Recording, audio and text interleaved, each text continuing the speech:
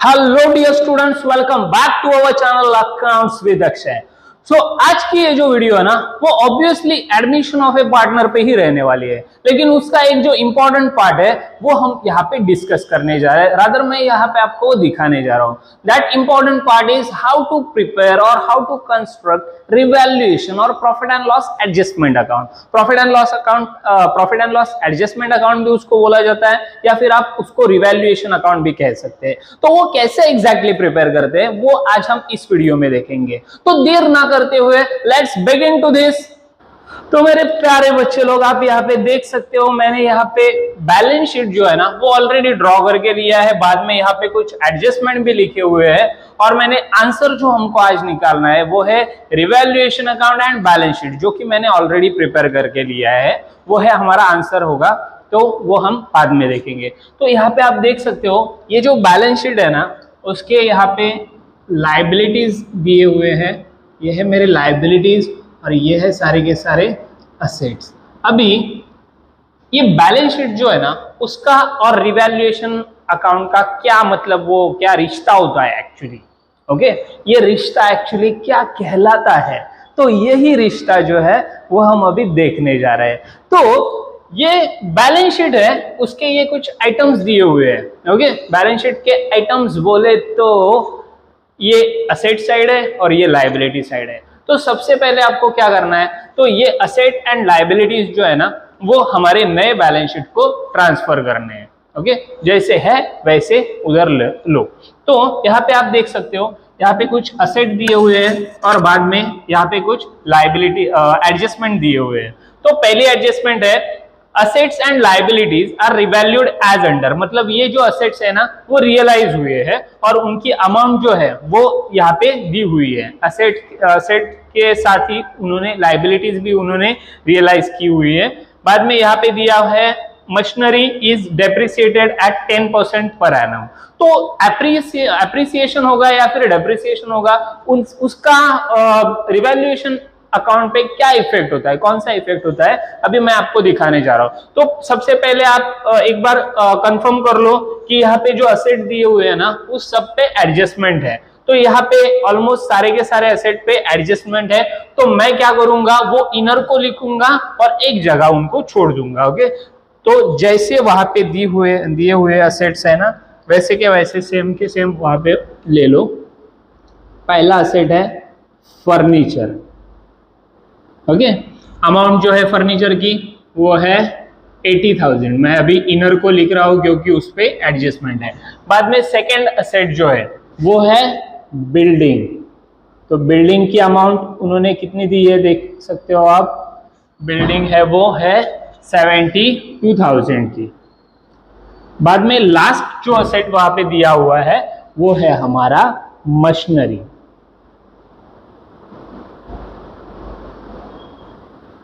Okay, so next उसकी amount जो है वो है 58,000। तो इसको भी सेम एक लाइन छोड़ेंगे वहां पे। अब आते हैं लायबिलिटीज पे। यहाँ पे सैंड्री क्रेडिटर्स दिया हुआ है। सैंड्री क्रेडिटर्स की मीनिंग जो है, सैंड्री क्रेडिटर्स मतलब क्या है, अगर मैंने किसी से उधार लिया हुआ है ना, मतलब किसी भी दुकान में हम जब जाते हैं और हमारे पास पैसे नहीं होते, तो हम उनको बोल देते हैं कि ये जो अमाउंट है ना वो हम कुछ दिनों बाद या फिर शायद कुछ हफ्तों बाद हम दे देंगे। ऐसा जब कोई भी प्रॉमिस करते हैं और उधारी पे माल लेके आते हैं ना, तो उसको बोला जाता है सैंड्री क्रेडिटर। मतलब वो जो पार्टी है ना, जो दुकानदार है, वो हमारा कौन रहेगा, सैंड्री क्रेडिटर। तो वो रिश्ता क्या कहलाएगा, तो वो है सैंड्री क्रेडिटर का। डेटर और क्रेडिटर का रिश्ता होगा। बाद में सैंड्री क्रेडिटर जो है, इसीलिए वो लायबिलिटी होती है हमारी। मतलब उसके पैसे जब तक हम दे नहीं देते तब तक वो हमारी लायबिलिटी रहने वाली है। तो उसकी अमाउंट है 40,000। यहाँ पे एक जगह छोड़ रहा हूं। बाद में नेक्स्ट जो है वो है बिल्स पेएबल। मतलब ये जो है वो हमको क्या करना है, बिल जो है ये अमाउंट है 2000 की जो अमाउंट है वो हमको फ्यूचर में पे करनी है, मतलब अभी तक पे नहीं की है, फ्यूचर में जाके मेरे को वो पे करनी है, इसलिए उसको बिल्स पेबल बोला जाता है। वो जब तक हम पे नहीं करते तब तक वो हमारी लाइबिलिटी रहने वाली है। तो अब आते हैं हम एडजस्टमेंट पे। यहाँ पे देख सकते हो assets and liabilities are revalued as under. Furniture की अमाउंट जो है वो कितनी हुई है, 90,000 हुई है। तो जैसी अमाउंट वहां पे एडजस्टमेंट में दी जाती है ना आपको, वैसे की वैसी सेम अमाउंट आपको यहाँ पे लिखनी है आउटर साइड को। तो 90,000। तो पहले बच्चे लोग आप देख सकते हो कि फर्नीचर की अमाउंट थी 80,000, अभी कितनी हुई है, 90,000 हुई है। मतलब एप्रिसिएशन है, मतलब जो अमाउंट थी उसमें इंक्रीज हुआ है। तो यहाँ पे क्या लिखेंगे, एड एप्रिसिएशन। अभी ये जो एप्रिसिएशन है वो कितने का हुआ है, 80,000 का 90,000 हुआ ना, तो कितने का हुआ है एप्रिसिएशन, 10,000 का। तो आप देख सकते हो जैसे कि फर्नीचर पहले था 80,000, अभी कितना हुआ है 90,000। सो 10,000 जो है वो क्या हुआ है, उसमें इंक्रीज हुआ है। तो अगर कोई असेट, अगर आपके पास जो असेट रहते हैं, आपकी जो प्रॉपर्टी रहती है, उसमें अगर किसी भी तरह की कोई इंक्रीज होती है तो आपका प्रॉफिट होगा या लॉस होगा, ऑब्वियस है भाई प्रॉफिट ही होगा। ओके, तो अगर मेरे असेट्स बढ़ जाते हैं तो मेरा प्रॉफिट है, तो अगर प्रॉफिट है तो उसका सेकंड इफेक्ट तो बनता ही है, सेकंड इफेक्ट रिवैल्यूएशन अकाउंट को आएगा। यह है मेरे रिवैल्यूएशन अकाउंट की डेबिट साइड और ये है मेरे रिवैल्यूएशन अकाउंट की क्रेडिट साइड।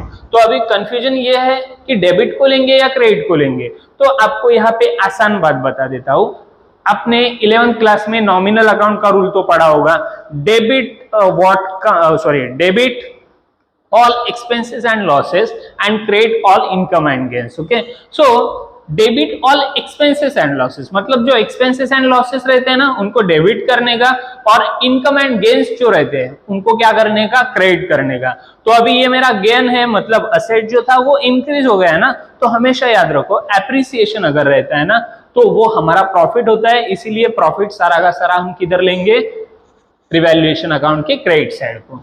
तो यहाँ पे मैं लिख देता हूं बाय फर्नीचर कितनी की इंक्रीज हुई है, देख सकते हो आप इंक्रीज कितना हुआ है, 10,000 का इंक्रीज है। तो यहाँ पे मैंने लिख लिया फर्नीचर 10,000। ओके, अभी आते हैं सेकेंड असेट पे। यहाँ पे बिल्डिंग जो है वो कितना दिया हुआ है, 70,000 दिया हुआ है। तो पहले बिल्डिंग मेरा कितना था, 72,000 था, अब कितना हुआ है, 70,000 हुआ है। That means decrease in the value of A building. So if there is an any type of decrease in the value of a fixed asset, then there will be only one reason, that is depreciation. Okay, so अगर किसी भी कारण से अगर अपना जो fix asset होता है वो अगर कम होता है तो हमेशा एक ही बात याद रखो कि वो कम होने का जो रीजन है वो है डेप्रिसिएशन, मतलब वहां पे डेप्रिसिएशन चार्ज किया गया है, इसीलिए डेप्रिसिएशन हम क्या करेंगे, लेस करेंगे, लेस डेप्रिसिएशन। कितना है देख सकते हो, 72,000 था, अभी हुआ है 70,000, सो डेप्रिसिएशन विल बी 2,000। सो आप देखो इधर जो 72,000 का असेट था वो हुआ है 70,000, that means decrease in the value of a asset. Okay, so अगर किसी भी असेट में कोई भी डिक्रीज रहती है तो आपको हमेशा वो अमाउंट जो है वो किधर लेनी चाहिए, प्रॉफिट एंड लॉस अकाउंट के डेबिट साइड को, मतलब sorry profit and loss adjustment account के डेबिट साइड को, मतलब रिवैल्यूएशन अकाउंट जो है ना उसको profit and loss adjustment account भी कहा जाता है। तो डिक्रीज हुआ है दैट मीन्स लॉस है, so debit all expenses and losses, मतलब रिवैल्यूएशन अकाउंट के डेबिट साइड को लेना चाहिए आपको। तो मैं बिल्डिंग किधर लेता हूं, इधर बोलता हूं, मैं लिखता हूं टू बिल्डिंग जिसकी अमाउंट है 2,000। Okay, now see the next one, sundry creditors. अभी सेंट्री क्रेडिटर तो लाइबिलिटी है और उसकी अमाउंट कितनी दी हुई है, इधर देख सकते हो आप 35,000। तो मैं यहाँ पे आउटर को 35,000 लिखने जा रहा हूँ। तो यहाँ 35,000 लिखी। पहला मेरा सेंट्री क्रेडिटर कितना था, 40,000 था। अभी मैंने आपको समझाया था सेंट्री क्रेडिटर मतलब क्या है, अगर मैं किसी के दुकान से कुछ भी चीजें अगर मैं क्रेडिट बेसिस पे परचेस करता हूँ, मतलब उधारी पे अगर कोई भी चीज मैं खरीदता हूँ और उनको मैं प्रॉमिस करता हूँ कि उनके पैसे जो है वो मैं कुछ दिनों बाद या कुछ हफ्तों बाद मैं लौटा दूंगा, तो वो जो पार्टी है, वो जो दुकानदार रहेगा, वो मेरा कौन होगा? क्रेडिटर होगा। उनका और मेरा रिश्ता क्या होने वाला है? ऑब्वियस है, क्रेडिटर का और डेटर का रिश्ता होने वाला है। मतलब मैं उनका डेटर रहूंगा और वो मेरे कौन रहेंगे? ऑब्वियसली क्रेडिटर रहेंगे। तो ये रिश्ता ऐसा ही कहलाता है। ओके, सो जब तक मैं उनके पैसे लौटा नहीं देता ना, तब तक वो जो है वो हमारी क्या रहने वाली है? लाइबिलिटी। इसीलिए सन्ड्री क्रेडिटर जो है वो हम लाइबिलिटी साइड को पोस्ट करते हैं। तो अभी देखो, जो सन्ड्री क्रेडिटर मेरे को 40,000 पेड करने थे ना, तो अभी मेरे को कितने देने पड़ रहे हैं? सिर्फ 35,000 देने पड़ रहे हैं। तो इसका मतलब क्या है? मेरा प्रॉफिट हुआ इधर, मतलब जिधर मेरे को 40,000 देने थे उधर मेरे को सिर्फ 35,000 ही देने पड़ रहे हैं। इसका मतलब 5,000 जो है वो मेरा क्या है? उधर प्रॉफिट है। तो सन्ड्री क्रेडिटर में क्या हुआ है? रिडक्शन हुआ है। तो इधर लिखने का less reduction 5,000। Okay, then after next one is bills payable. Bills payable की अमाउंट कितनी है? 24,000। सो 24,000 जो है मैं वो आउटर को लूंगा। तो पहले मेरे को बिल्स कितना पेबल था, मतलब बिल्स पेबल की अमाउंट कितनी पे करनी थी? 22,000। अभी मेरे को कितनी करनी पड़ रही है? 24,000। दैट मीन्स मेरे को अभी एक्स्ट्रा 2,000 रुपए क्या करने पड़ रहे हैं? पे करने पड़ रहे हैं। तो इधर क्या लिखने का? एड इंक्रीज, और एप्रिसिएशन भी बोल सकते हो। एप्रिसिएशन मत बोलो आप, वहां पे इंक्रीज बोलो। कितनी है? 2,000 इंक्रीज हुई है।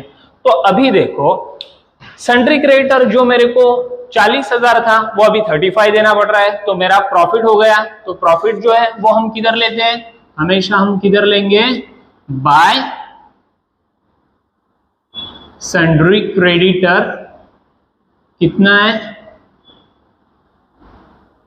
5,000। और बिल्स पेबल क्या? बिल्स पेबल का क्या हुआ है? जो मेरे को 22,000 पे करने थे अभी मेरे को 24,000 पे करने पड़ रहे हैं, मतलब वो एक्स्ट्रा मेरे को लाइबिलिटी पे करनी पड़ रही है, इसलिए मेरा वो लॉस है। इसीलिए लॉस सारे के सारे हम किधर लेंगे? डेबिट साइड को, टू बिल्स पेबल।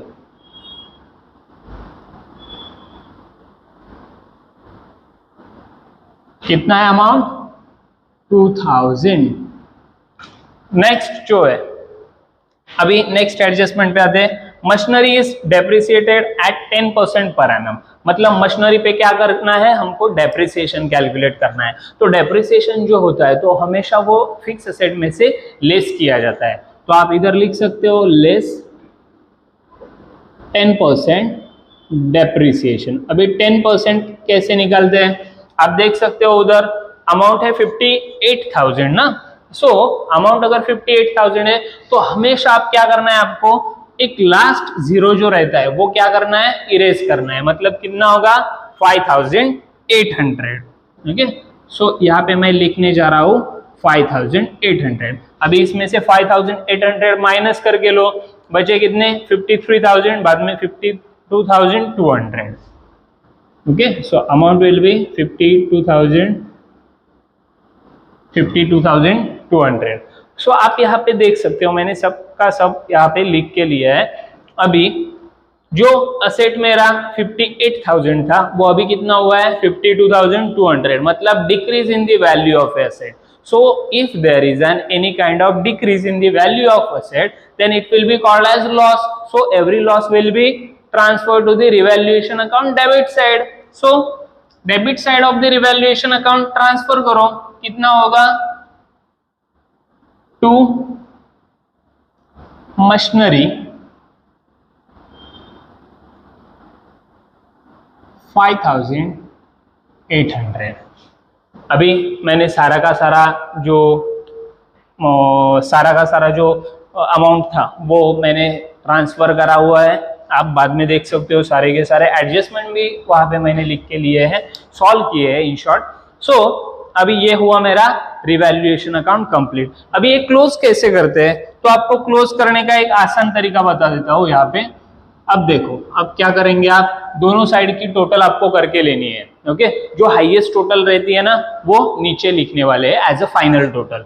तो यहाँ पे टोटल देख सकते हो आप, टोटल कितनी आएगी 2 और 2 4000, बाद में 5000, 9800 रुपए इधर की टोटल हो रही है, इधर आ रही है 9800 रुपए, और इधर कितना हो रहा है 15000 हो रहा है। ओके सो इसमें से बड़ी वाली टोटल कौन सी है, ऑब्वियस है 15000 है, तो यहाँ पे मैं लिखूंगा 15000। ओके सो यहाँ पे भी सेम लिखूंगा 15000। 15000 में से अगर आप 9800 माइनस करते हो तो कितनी अमाउंट बचेगी, तो बचेगी 5200। ओके अमाउंट जो है वो आएगी 5200। और अभी इधर डेबिट को अमाउंट आ रही है ना, मेरे को बैलेंसिंग फिगर किधर लिखनी पड़ रही है, डेबिट को, तो इसका मतलब क्या है, तो ये जो अमाउंट है वो हमारी प्रॉफिट की अमाउंट है। तो यहाँ पे लिखने का to profit on revaluation account transfer to partners capital account.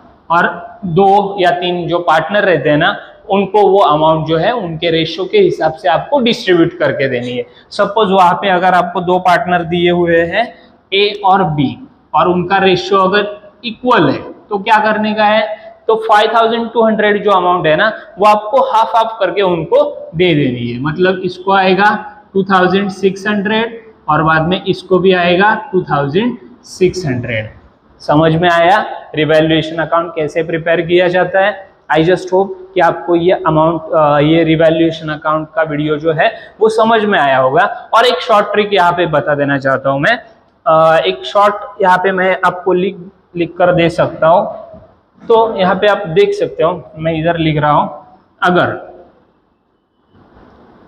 यहाँ पे मैं लिखता हूँ असेट्स एंड यहाँ पे लिखता हूँ लाइबिलिटीज। ठीक है, असेट अगर इधर आप देखो केयरफुली, ये जो चार्ट अभी मैं आपको शॉर्ट में दिखाने जा रहा हूँ वो बहुत इंपॉर्टेंट है एक्चुअली। असेट अगर इंक्रीज होता है और लाइबिलिटी अगर माइनस होती है, ओके असेट अगर इंक्रीज होता है और लाइबिलिटीज अगर डिक्रीज होती है तो वो है हमारा प्रॉफिट। ओके और असेट अगर डिक्रीज होता है और लाइबिलिटी अगर इंक्रीज होती है तो ये है हमारा लॉस। ओके तो हमेशा ये जो प्रॉफिट है वो प्रॉफिट आपको किधर लेना है, हमेशा आपको रिवैल्यूएशन अकाउंट के